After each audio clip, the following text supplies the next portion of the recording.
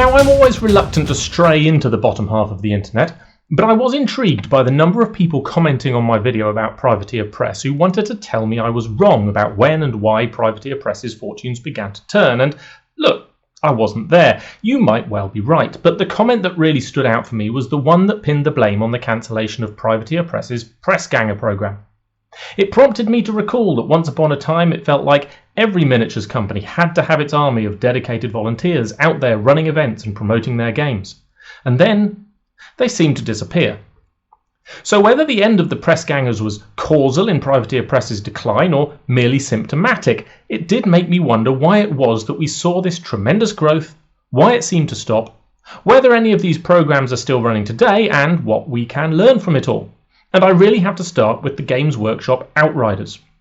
Not, I hasten to add, that these were the first community volunteers in tabletop games. They weren't even the first community volunteers in miniatures wargaming. In fact, the miniatures wargaming community is ultimately built upon the blood, sweat and tears of generations of volunteers. Teachers, youth club leaders, older brothers, fathers.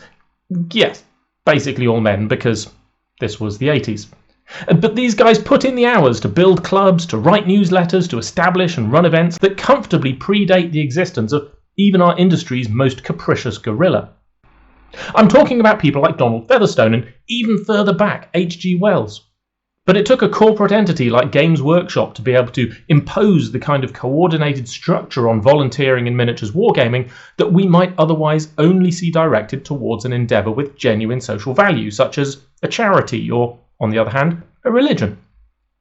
Now, one thing I can't say for sure at this point is when exactly the Outrider programme started.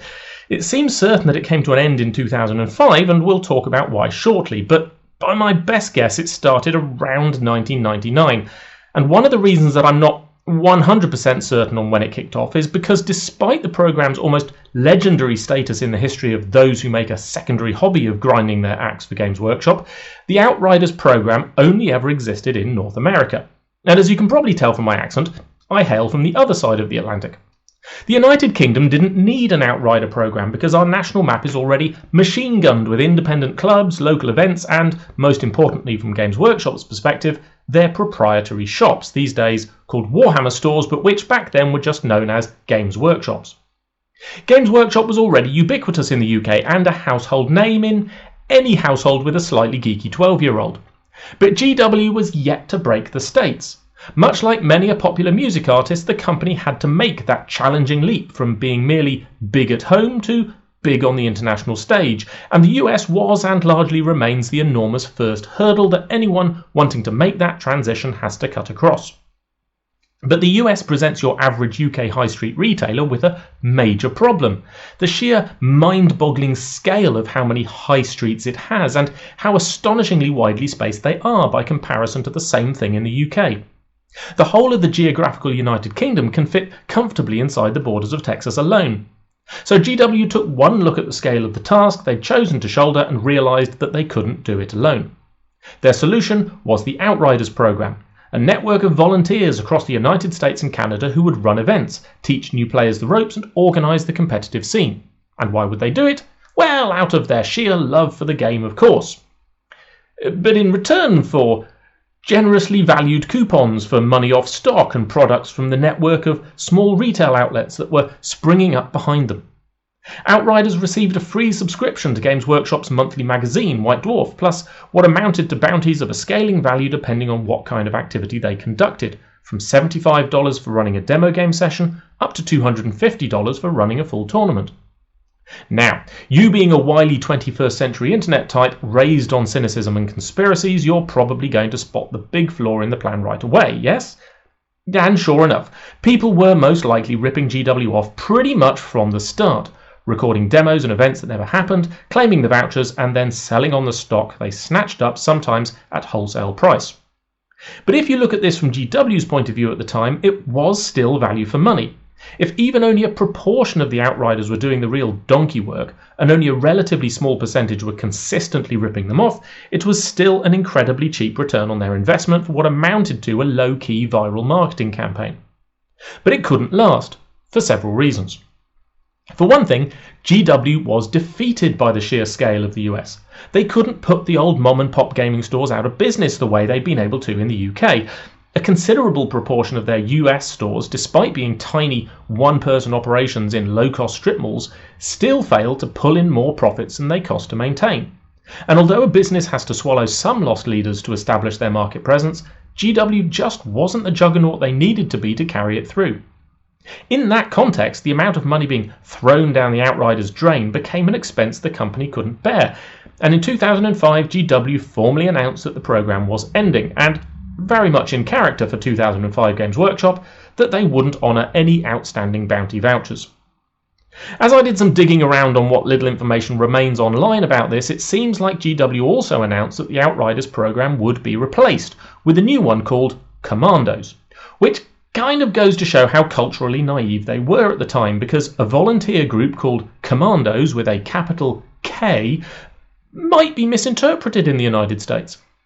However, whether because someone had a sudden fit of sanity or simply because the energy was no longer there to try and make it big in America, the Commandos program was coming soon for 2 years before being quietly shelved in 2007. But, as we saw in the previous video, by this time Privateer Press was firmly on the rise, having released War Machine Prime in 2003 and a homegrown true blue American miniatures wargame that came pre-packaged with its own pair of cast iron steam-powered balls, and working in partnership with the US's pre-existing network of independent game retailers, they were in pole position to conquer where GW had failed. But whilst Privateer Press started out quite different to Games Workshop's corporatised mentality, they quickly started to replicate GW wherever they could. This included releasing their own monthly magazine, producing their own range of paints, and of course starting their own community volunteer plan in the form of the Press Gangers, almost literally picking up where GW left off and recruiting many former Outriders into their ranks. Privateer Press's model for the Press Gangers was essentially the same as Games Workshop's, albeit less incredibly generous. And from its foundation to its regrettable demise in 2016, it is fair to say that it was instrumental in driving the spectacular growth of War Machine as the go-to speculative wargame between 2005 and 2014-ish. Every independent wargaming store seemed to want to have a press ganger, running events, helping organise demos and acting as the ambassador for the game and for Privateer Press in general. But unlike Games Workshop, PP's decision to terminate their volunteer program seems to have come about through a different set of circumstances. As mentioned right at the start, Games Workshop wasn't the first company to have dedicated volunteers forming a part of their profit-making endeavour, and another company that did so was Wizards of the Coast. WotC was and is the manufacturer of Cardboard Gold, otherwise known as Magic the Gathering, a collectible card game that... No, you already know this, don't you? And you probably also know that the competitive scene for Magic was huge in the early aughts. It's died down maybe a smidgen recently from its peak at around 10th edition, but it's still big business, and some of the competitions come with serious cash prizes. As you'd expect, when there is serious money on the line, the people who organise and run these tournaments are compensated financially for their time.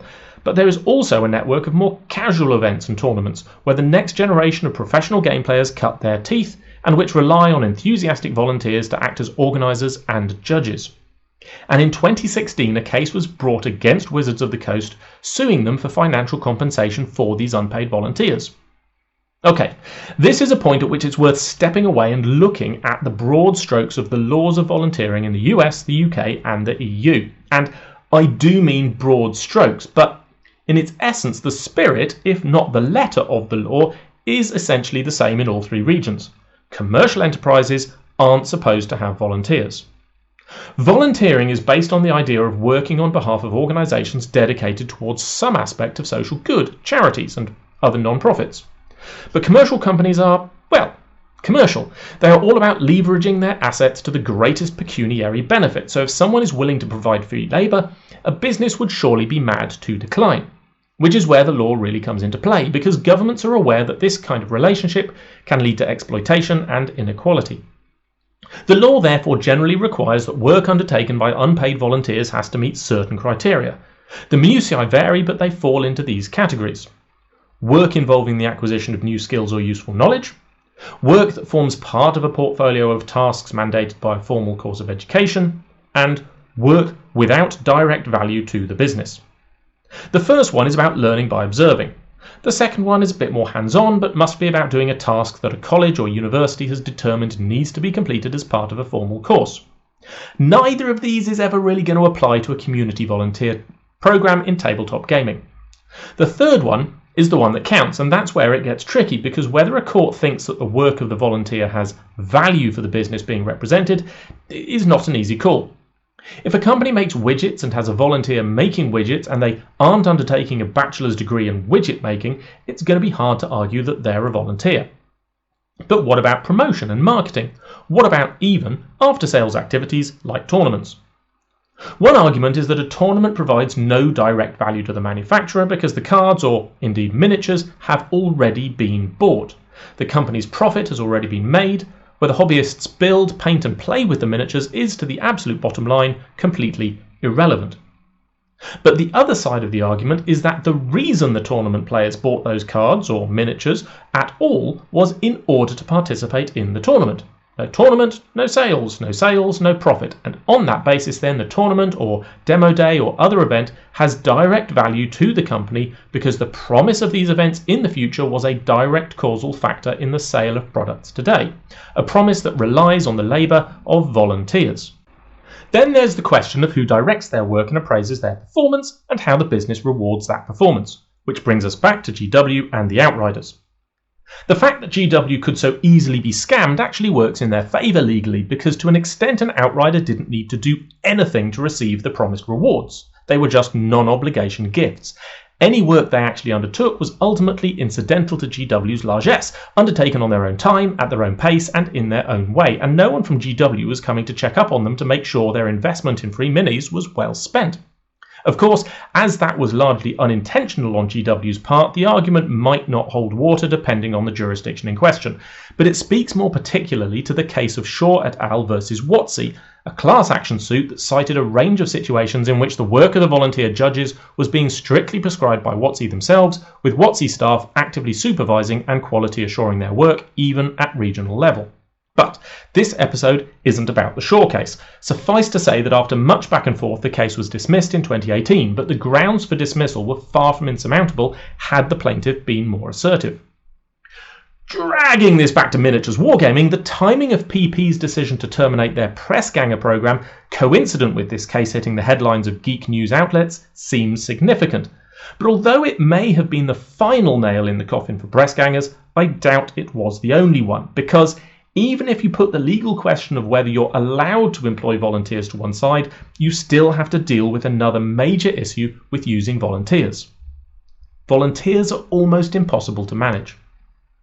Individually, I hasten to add, most volunteers are dedicated and selfless assets to their communities, but in a way, that is the problem, because if for some reason they screw up, the employer has no recourse except to ask them to stop doing whatever they're doing, which deprives the employer of their labour, but doesn't save the cost of their employment, which was nothing. When you're dealing with populations of volunteers, you don't really get to give them instructions so much as suggestions, which they will happily ignore if it suits them. And volunteering is also known to create the experience of a sense of entitlement amongst populations of volunteers.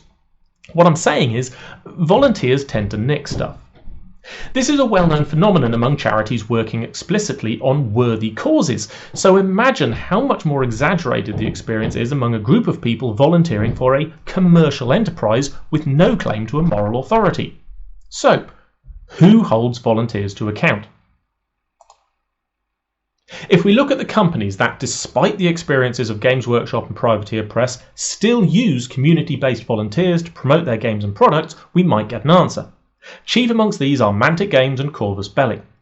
The first feature that each of these shares is that they're small enterprises. Oh, sure, you've heard of them, but by comparison with Games Workshop, WotC, or even Privateer Press at the height of its early growth, they have relatively small populations of regular players.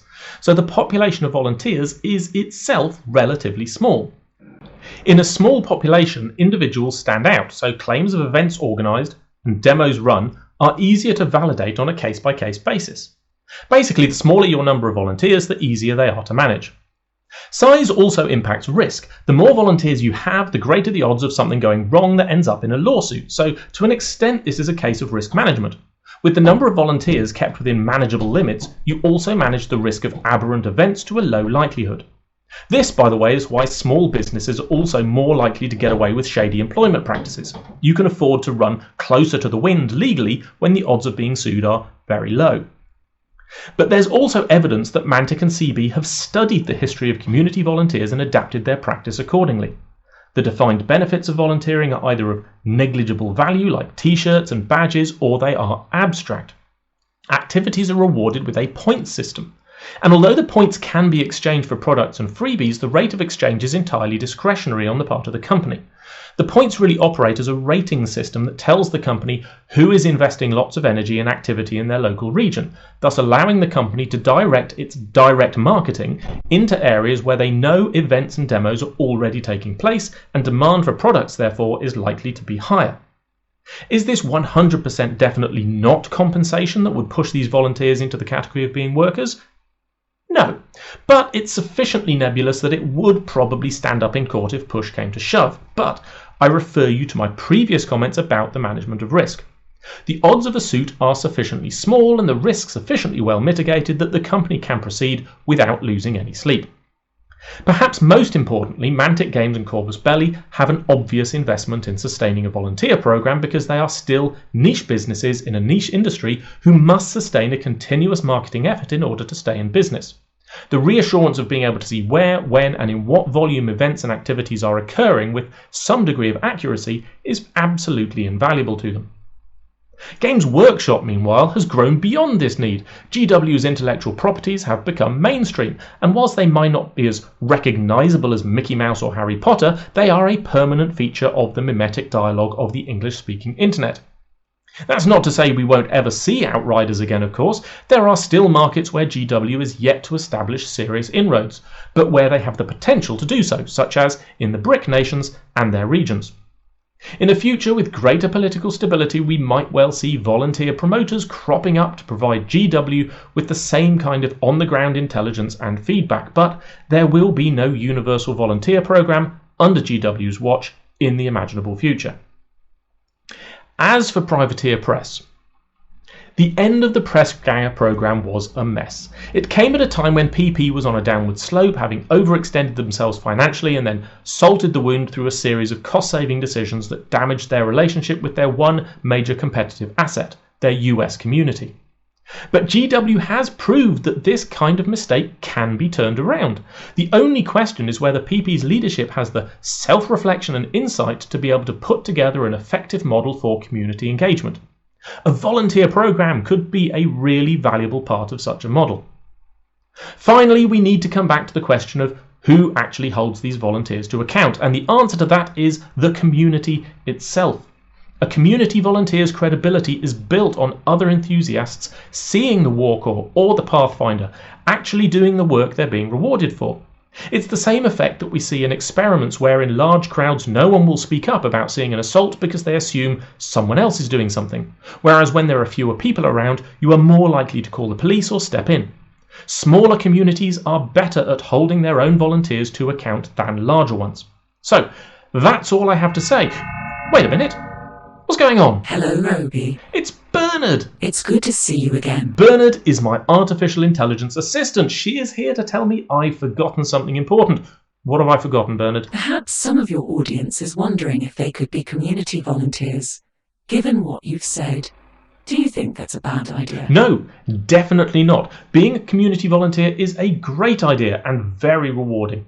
But before you decide to commit to a volunteering program like the ones run by Mantic or Corvus Belli, you should look at ways to volunteer that support your community rather than a business.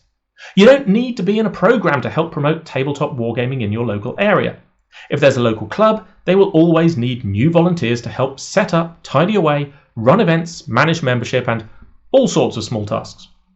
If there isn't a local club, you can look at setting one up, but be warned that it's a lot more work than it sounds, so try to pull together a team of volunteers before you commit to anything.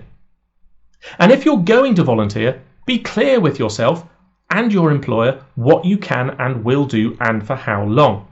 I think it's an excellent idea to set a cut-off date for any volunteering, to say, I'll do it for 3 months, 6 months, 12 months, whatever, then take a break.